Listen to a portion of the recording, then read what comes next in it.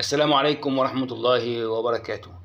آه النهاردة هنتكلم عن كيفية استخراج إفادة إن حضرتك لو كنت خريج كلية الحقوق ومعاك ليسانس حقوق وعاوز تعمل إفادة إنك أنت حضرتك غير مقيد بسجلات أو بالدفتر العام الخاص بنقابة المحامين.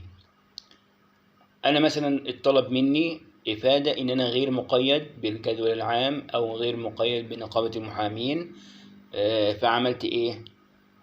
أول حاجة بيكون معاك صورة المؤهل اللي هي صورة ليسانس الحقوق، تمام؟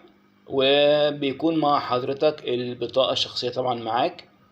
فبتروح عند نادي المحامين النهري، نادي المحامين النهري، وده مكانه عند كورنيش المعادي عند النزلة الأولى من بتاعة كورنيش المعادي. فبتنزل حضرتك عند الكوبري عند النزلة الأولى، فبتبقى على الكورنيش تتمشى شوية لحد ما توصل عند نادي المحامين النهري. فبتدخل أول ما بتدخل من الباب بتاع نادي المحامين النهري هتاخد شمال علشان تروح عند إدارة السجلات. فبتروح هناك بيكون فيها نظام الشباك. فبتروح عند أول شباك فبيقول لك أنت عاوز تعمل إيه؟ هتقول له عاوز أعمل إفادة إن أنا غير مقيد في سجلات نقابة المحامين. فبيقول لك هات طيب صورة الليسانس ووريني البطاقة بتاعتك. فبياخد البطاقة وبيضرب الرقم القومي بتاع حضرتك واسمك بالكامل، وبيعرف التفاصيل من الليسانس انك انت خريج جامعة ايه او كلية الحقوق جامعة ايه دفعة كام، تمام.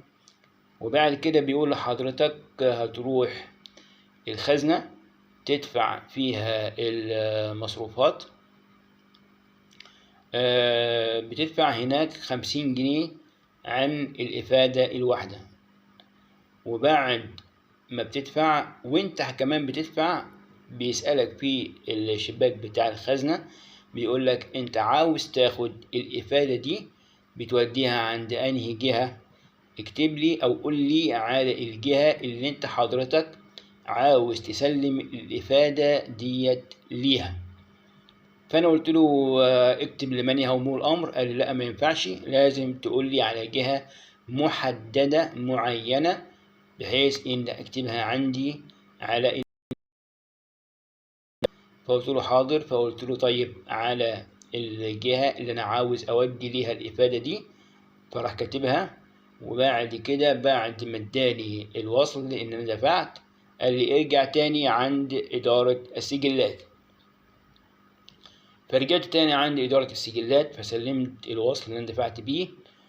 وبرضه سألني نفس السؤال اللي اتسألته عند الخزنة وقال لي انت عاوز تسلم الإفادة دي فين؟ فقلت له على الجهة اللي أنا عاوز أسلم الإفادة ليها. فبعد شوية مثلا قول ساعة ولا حاجة كده راح الحمد لله طلعت الإفادة إن أنا غير مقيد بالنقابة. وراح ختم لي الإفادة ديت بالختم الخاص بالنقابة. وقال لي روح عند شباك 5 برضو نفس إدارة السجلات. شباك 5 جنب الشباك كان الشباك رقم 2 اللي كنت عليه الأول. فقال لي روح بقى عند شباك 5 علشان رئيس إدارة السجلات يمضي أو يوقع عليها. ففعلا ده حصل. فرحت فوقعت الإفادة من عند شباك 5. والحمد لله سألته وقلت له كده خلاص. قال لي كده خلاص.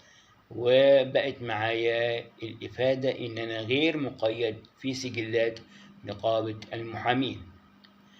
ويا رب يكون الفيديو ده عجب حضراتكم وشرح خطوات للناس اللي هم عاوزين يعملوا إفادة إن هم غير مقيدين في سجلات نقابة المحامين.